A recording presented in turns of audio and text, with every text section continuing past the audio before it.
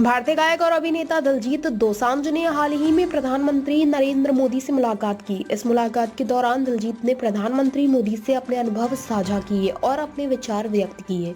दिलजीत ने कहा, हमारे देश में हमेशा मेरा भारत महान का नारा हर जगह लिखा हुआ और सुना जाता था। बचपन से ही हमने इसे पढ़ा है, लेकिन इस बार जब मैंने भारत का दौरा किया तो मुझे सचमुच मेरा भारत महान का असली अर्थ और सार समझ में आया।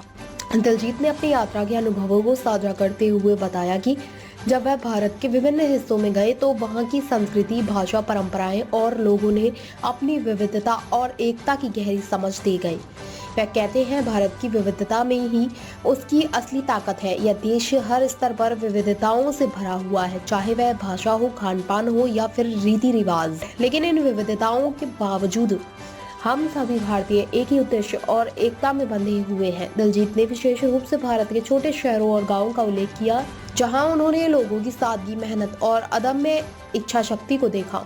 उन्होंने कहा कि भारत के ग्रामीण इलाकों में रहने वाले लोग कठिनाइयों का सामना करते हुए भी जीवन में सकारात्मकता और आशा बनाए रखते हैं, जो उन्हें प्रेरित करता है। दिलजीत का मानना है कि भारत की असली शक्ति उसके लोग हैं, जो हर मुश्किल का सामना हिम्मत और साहस के साथ करते हैं। उनके अनुसार इस यात्रा ने उन्हें भारत के प्रत्येक हिस्से में लोगों के संघर्ष, उनकी मेहनत और उनके सपनों को महसूस करने का मौका दिया।